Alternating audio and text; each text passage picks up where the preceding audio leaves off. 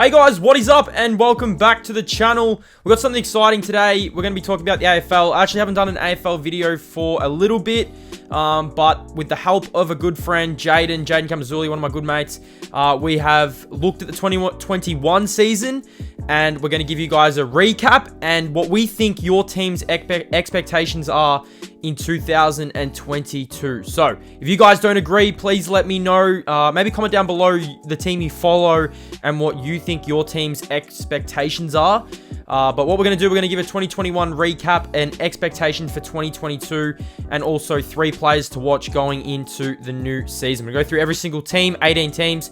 We're going to try and make it fast and quick. Now, we've done this before the actual AFL draft, so basically we'll have to just go with the flow, see how we go. The AFL draft it's actually on tonight. So I'm filming this before the AFL draft. There's some players to watch you think that you've drafted. Comment down below. Drop them down below. If you guys want to see more videos like this, please let me know. Without further ado, let's get into 2022, your team AFL expectations. Now we are starting this in, it's pretty early expectations. The preseason has just gone back, but I thought it'd be a good time to actually give what I think, and like I said, the help with a good mate, what we think your team should achieve in 2022. If we're going a little bit early, maybe we'll come back and revisit this video. We'll do like a recap, but let's start with the Adelaide. So Adelaide in 2021, they won 7 games. It was the second year with Matthew Nicks. Now, Matthew Nicks thought, they finished the year, the COVID year, really, really strong. They actually played some really good footy at the start of the year in 2021. They end up tapering down near the end of the year. Taylor Walker was on fire at the start of 2021. Everything that happened with him, that happened in the later part of the year. But they did have some really good wins. They did beat Melbourne at Adelaide Oval. Melbourne only lost a handful of times this season. That was a really good win. But, a steady 7 wins. They finished 15th. This year, I'm definitely expecting them to really push up. Some notable draft picks for them. They've got draft picks number 4, and they've also got 33. So I don't know what they're going to do with those, who they're going to bring in. Like I said, if you guys are an Adelaide fan, basically, please let me know. Just want to go through some notable changes. So in was the big free agency coup of Jordan Dawson. That's a really good get for them. I didn't think he'd leave Sydney, but he's gone. Jake Kelly has gone from the Crows. Bryce Gibbs, Tom Lynch, David McKay, and Daniel Talia, who I'm pretty sure went to Geelong. So, big out. McKay, Jake Kelly went to the Bombers. Bryce Gibbs retired. He wasn't playing too much footy. Tom Lynch, he also wasn't playing too much footy. So, they are going for a much younger team, youth-wise. But, I like that. I feel like they are treading in the right direction. Let's move on to their 2022 expectations. Okay, so they will be missing Taylor Walker to start the season, rounds 1 to 3. How's that going to affect them? We don't really know. I believe, basically, I feel like they're going to aim for around the same mark. I'm going to say a 13 to 18th range, maybe push for the 8 to 9 wins, maybe just fall short of the 8, maybe, just below knocking on the 8. I feel like they will have an improved season. Adelaide Oval, they play some really good footy there, but the Adelaide Crows, I feel like in 2022, they're going to, I feel like they're going to tread up in the right direction. 3 players to watch for the Crows. Harry Schoenberg, he looks like he's going to take the next step. He had some really good games this season. Jordan Dawson as well, their main free agency coup. Hopefully he can be a regular dominating player like he was for the Swans. He's raking left. And also Riley Thilthorpe. Now, Riley Thilthorpe was their top pick last season. I feel like he had some pretty good games. Kicked the game winner against the Saints. He'll take the next step this year. And I feel like Adelaide are definitely going for a more youthful approach, but they're definitely treading up the right, I'd say right way of the ladder. Okay, so we move on to the Brisbane Lions. Now, the Brisbane Lions, last year they finished 4th, but they went out in the finals in straight sets. Now, if you guys can remember, they did make a prelim against the Cats. Golden opportunity to have a grand final in 2020 in Brisbane. They couldn't achieve that. Geelong defeated them, but they've got draft picks 14, 18, and 41. Honestly, it's going to be tough for them to have a year where they're not passing the prelim to call it a success. They've been really good in the regular season. Once they get to the finals, there's been them notable struggles. They've struggled against Richmond. They went out in straight sets. I don't think a lot of people saw the Brisbane Lions going out in straight sets. Joe Danaher, he had a really good year for the Lions. I thought he was pretty good, but For them to be basically be a success in 2022, I feel like they need to make the grand final. That's what I feel. That's my expectations. They've definitely got to finish top 4. They've got to make a prelim. They've got to make some noise under there. Don't know what's going on with Cam Rayner, if he'll be back. Eric Hipwood also will miss a large part of the season. But man, Chris Fagan's record in the finals is actually 1-5. It's starting to show. I mean, can he win finals? We don't know. Can their style win finals? We'll find out. 3 players to watch. You got Cam Rayner returning from an ACL. Is he going to be the same player he was before he left? Joe Danaher, if he can stay healthy again like he did, Joe Danaher is going to have a big year. I mean, you think he like, 40, 50 goals? Hit the goal in every game this year. The only player in the league to do that. And also, Lachie Neale. After deciding to commit to Brisbane, after what happened with Fremantle, there was that rumored trade. Was he going to go to Fremantle? Wasn't he? Lachie Neale is definitely a player to watch. We move on to Carlton. Now, Carlton finished 13 with just the 8 wins. They had a lot of finals, I'd say, fancies in 2020.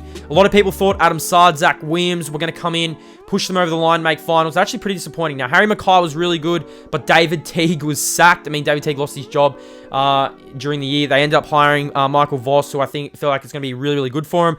But 2021, I mean, it's probably a year just pushed to the side. Sam Walsh was unbelievable. He almost won the Brownlow, won their best and fairest. Harry Mackay, Sam Walsh, some of their standouts. Jacob Wiedering, Liam Jones. Also, what's going to happen there with Liam Jones with the 2022? He's retired, so he's not getting because of the COVID vaccine. But, I mean, some big opportunities for them. They're notable changes. You got Adam Chera coming in. You got George Hewitt, Lewis Young. So they are going really, pretty young. I mean, Adam Chera, he's a big get for them. Out goes Eddie Betts, Levi Casbolt, Gibbons, Mark Murphy, and Liam Jones. You got SPS as well, leaving the Blues. I'm excited to see what they're going to look like in 2022. They're definitely going to be a massive chance. My expectations is finals. They need to be in the finals. They have to be top 8. They've got to challenge their new coach, Michael Voss. They have to be, they've had a pretty active and successful offseason. So they've got Adam Chera, they've got Lewis Young. Their main concern, though, are they going to be able to replace Liam Jones? Can Lewis Young slide into that role with Jacob Wiedering? We're going to find out. But, I mean, really exciting. Going to see what happens there. My expectations for them, though, is definitely make the finals. Players to look out for, of course, you've got Adam Chera. I feel like he's going to have a really big year for him. You've got Zach Williams. He needs to bounce back. He's got a massive year ahead for him. Was he fit enough? And also Paddy Cripps. I feel like Paddy Cripps, the captain's been under a lot of scrutiny. We don't know about what's happening with Sam Doherty. Can Patrick Cripps really get the Blues going? And, I mean, can he do it? We're gonna have to find out. Okay, so we move on to the Pies. Collingwood last year finished 17th with only the 6 wins. Nathan Buckley was sacked. It was a pretty poor season. I mean, they did lose Adam Treloar in the offseason. That was a complete shock. I mean, Dane Beams retired as well. I don't know if that was the year before, but they had extremely poor 2020 season. I'm expecting a big bounce back for them. Scott Pendlebury got injured. They had some pretty big injuries, but like I said, I'm expecting a massive bounce back from the Pies. Now, just looking at this, in comes Pat Lipinski, Nathan Kruger, out goes Levi Greenwood, Chris Mayne, Braden Sire, and Josh Thomas. Pretty big outs. Braden Sire, Josh Thomas, Chris Mayne, probably some regulars in the team. I'm pretty excited, though. I mean, they did get Nick Dacos into the team. I'm excited to see how he goes. But my expectations, they will fall around the 12 to 16. I feel like they're going to be a lot better than they were this year, a lot more competitive. And they got a new coach, Nathan Buckley, like I said, sacked. They got Craig McCraig. He can turn things around in Collingwood's favour. I mean, can he? We're going to find out. You've got big questions mark over DeGoey. Everything that happened in the US with Jordan DeGoey. Is he even going to be back in Australia to play? I mean, we don't even know that. That is definitely going to be interesting. And they were able to do basically debut 9 players this year. So, I mean, wasn't all bad for the Pies. They've got the most, I think, debuts for them. I mean, it's just going to be interesting to see how they go. I mean, I don't really see them rising up the ladder, but 2021 was pretty disappointing for the Collingwood Football Club. Everything that's happened in the offseason, where are they going to go? Are they trending up? I mean, we're going to find out. But players to look out for. You've got Nick Dacos, the obvious one. He's their number 1 pick, arguably. He should be able to come straight in, make an impact.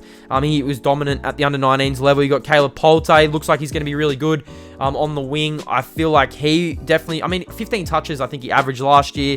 I feel like he's going to be okay as well. And my other one is Craig McCraig. I want to see how the coach goes for the Pies, how he manages. Scott Pendlebury, is this his last season? I think he signed off for 2, actually. But Collingwood, expectations 2022, feel like they will be around the 12 to 18 mark. Okay, so we move on to the Bombers. Now, this is my team, so Sorry if I'm a little bit biased, but the Bombers, they finished 8th with 11 wins. Healthy percentage. They had a really good percentage last year.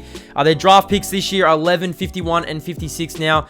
They did have a disappointing final. They were in the game for half the game, but I feel like the Dons, I mean, you can't be making finals and getting blown out like that. You just can't. They are a very young team. Their notable changes: in comes Jake Kelly, out goes Paddy Ambrose, Cal Hooker.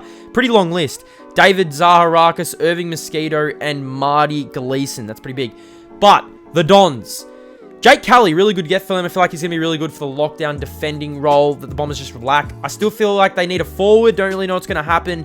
They had a pretty good year, though. A lot of people predicted the Dons to be bottom 4. They made the finals. They had some really good wins over the Bulldogs. They also had a really good closing few weeks. I think they defeated the Pies, and they also defeated Gold Coast, like smashed them. Darcy Parish also, my word. That man had a breakout year for the Dons. I think he came, 3rd or 4th in the Brownlow. He was really good. My expectations for the Dons, they'll make finals. They need to win a final. That's the expectations. The Dons have to win a final. They should fall into around the 6 to 12 range. They got a lot of young players, and I mean, they're going to have to just build on their 2021 season. But like I said, man, the Bombers need to win a final. What is that streak at? I think the streak's like exploded. So I feel like the Bombers will, I mean, that's my expectations as a fan. I feel like that's my expectation altogether. I feel like everyone's expectation. Kill that streak. Players to look out for, the 3 players. You got Sam Durham. I still feel like he's very young, taking the mid-season draft and reported to be in some pretty good shape. I mean, he's looking pretty big. Sam Durham, actually, he was a mid-season pickup, like I just said, and I mean, he had a pretty good closing year. Zach Reed also, he was touted as probably the best draft pick out of the 3. Archie Perkins and Nick Cox only played the 1 game. I think he was out to glandular fever. That's what I think. He's going to come back and he's going to help the likes of Jordan Ridley, Jake Kelly, I mean, the backline. I mean, the backline, apparently he's a really good backman, so I'm interested how he goes. And also Sam Draper, who he has to continue to build on his form that he built closing half of the year. He got injured at the start of the year, but man, he rolled up and he started actually playing some really good footy. So I'm excited to see how Sam Draper goes. And one little cheeky one I want to throw in there is Dylan Shield. Dylan Shield needs to have a big year. I mean, he's a player to watch, so look out for him. But expectation for the Dons, they need to make finals and they need to win a final. Please, for the love of God. We move on to the Fremantle Dockers. The Dockers. And, man, last year, 2020, they finished 11th with 10 wins, but a very, very poor percentage. Now, I mean, I feel like Fremantle are up and down. They have some really good wins over in the West, and they come over here and they struggle. I mean, I've been to a few Fremantle games, and it just looks like a completely different team to what you see on TV. Notable ins, you got Will Brodie, Jordan Clark, Adam Chera, Stephen Hill, and Reece Conker. They're all gone. Adam Chera to Carlton. But 2020, I mean, can you give them a pass, Mark? They did have a lot of injuries. They did win some really good games. I mean, they won that derby against the Eagles. That was a really good game. But like I said, they really need to improve on their away travel games. I mean, I feel like they just struggle away, which to win finals, you need to finish, I think, top 4. And I mean, they need to beat the teams like Essendon. You need to be able to beat top 8 teams. Essendon beat up on the real poor teams and then struggled against the top teams. So my expectations for the Dockers in 2022 is they need to play finals and they need to be, I mean, they're definitely good enough to play finals. So I definitely feel like they should be in the finals race. Similar to Essendon, around that, I'd say 9 to 12 mark. They were 2-8 against the top 8 teams last year. So like I said about that before, they need to beat top 8 teams. And also said they're actually on a 2021-2025 plan, basically to win a grand final and finish in 2 top 4 finishes. So I mean, they need to start playing finals if that plan is to come to truth. I mean, I don't really know if that plan's going to work out, but players to look out for. You got Hayden Young. He looks pretty promising in the games that he's played his first 2 seasons. You got Caleb Sarong. He's really coming on. And you got Nat Fyfe. I mean, is Nat Fyfe even going to play? I mean, his shoulder, we don't know what's going to happen there. Let's move on to the next team. Okay, so we move on to Geelong. Now, Geelong, they finished 3rd, but they got pumped in a prelim. They did have 16 wins. Now, they're Mr. Consistent. Every single year, they're showing out. They're playing some good footy. There's been a lot of talk. Are they getting old? I mean, the finals, they did have a few injuries, but man, I just don't know if Geelong, I mean, is this the last year that they could possibly win it? They bring in Jeremy Cameron this year. He had a pretty good year. He was injured. Tom Hawkins. I just don't know if Geelong can get over that line. I mean, Melbourne absolutely embarrassed them in that prelim, so it's going to be interesting. Notable changes, they're in. You got Segler, you got Stengel, outs go Jordan Clark, Constable, Darcy Fort, Josh Jenkins, and Lockie Henderson. So a lot of players come out Few players come in. Tyson Stengel, can he rejuvenate his career? We don't know about that. My expectation for them, though, is just win a grand final or at least make one and have a crack again, because this could probably potentially be the last year that Geelong have a full tilt. A lot of people might say that Tom Stewart getting injured really affected them. They need to win it now. Their age demographic just means they need to win it now or next year, or it's done. I feel like it is. It's over. Players look out for Tom Stewart. His influence on the back line, I mean, it was massive out for them. He needs to come back. He needs to perform for him. He was an All-Australian last year. Jack Henry as well. I feel like he's a good player to watch out for. He asserted himself as a key player down back, a regular player. I like the look of him. And Gary Rowan, man, finals, he absolutely went missing. We need Gary Rowan to get rolling. He's a player to watch out for. Is he going to have a big bounce back year? He received a lot of hate on social media. I mean, it's probably not fair, but can Gary Rowan bounce back? We'll find out in this one. Let's move on to the next team. For the Gold Coast Suns. Now, Gold Coast finished 2021, finishing 16th with 7 wins. Started the season okay again, had some okays, but man, another underwhelming season. They absolutely butchered the delisting of Hugh Greenwood. What in the world is going on there at Gold Coast? Ins come Marbiel Chol, Will Brodie, Hugh Greenwood goes out, Jared Harbrow goes out, Jacob Townsend, and Zach Smith. Matt Rowell, I mean, I'm gonna give him another year. He came out all guns blazing in 2020, got injured. He was injured also again to start this season, but he bounced back. I mean, he was up and down. Is Matt Rowell going to live up to the hype? We don't know, but man, it was a very underwhelming season for the Gold Coast Suns, and Stuart Drew was pretty lucky to keep his job. Now, expectations, they can't be the laughing stock of the AFL, but I feel like that's what they're going to be. They're going to be bottom 4. Some players may leave. Is Ben King going to leave? We don't know, but I feel like they're going to be bottom 4 again. I don't see a lot happening for them. There's going to be a much heavier reliance on Matt Rowell and Took Miller with Hugh Greenwood leaving. He was an absolute bull for them inside, and he's going. So, I mean, that is huge. I don't know what's going to happen there, but don't expect much from the Gold Coast Suns. Now, players to watch, Noah Anderson. He definitely did take the next step in his football. I feel like he's going to take another step this year. You got Matt Rowell, underwhelming. After the strong start to his career, but I feel like he will bounce back. Matt Rowell, give him some time. I feel like he's having a good year. And Ben King, the centerpiece. He's led the goal kicking, was up there for the Coleman. Is he going to leave the Gold Coast Suns? We don't know. We'll find out. Ben King, another player to watch for the Gold Coast Suns. Now, this will be the last team. I'm going to split this into 2 parts. GWS, they finished 7th on 11 wins. They also made it through to a semi-final. They gained 2 picks through Collingwood. So GWS had a pretty good season. I mean, I like their season. They had a really good win over the Swans in that first final. Toby Green was huge. But we had that big blunder where Toby Green bumped the umpire. So he's going to miss some football. We don't know how long he's going to miss. Ins come Jared Brander. Out goes Buntime, Finlayson, Sam Reid, Shane Mumford. There's some pretty big outs. I will say that. But I definitely feel like the GWS Giants will keep improving. They've got a young list. They're gonna get a lot better. Toby Green will be back before we know it. Expectations. I feel like they definitely have a good enough list to make finals and go deep in finals. And if they can hit form like they did in 2019, anything's possible for this Giants team. You've also got, they could finish as high as 5th. I mean, you don't know, and they could also finish as low as 12th. So 5th to 12th, I feel like they're going to be in that range. Players to watch, Jesse Hogan, some promising signs in the finals in the back end of the year. I feel like he's going to have a big year for them. Toby Green, seemingly he's going to probably miss. He gets better as time goes on, but he's going to miss a long time. I don't know what's going to happen with Toby Green. Tom Green, he gets better. It's going to be exciting to see how Tom Green goes.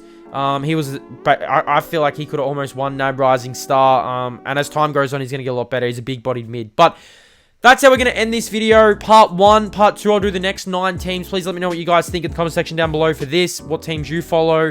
And we'll get Part 2 out to you guys. I'm going to split them into 2 parts. So you'll see this is the first part. You'll see the second part. Thank you so much for watching, guys. Stay blessed. And I'll see you guys in the next video on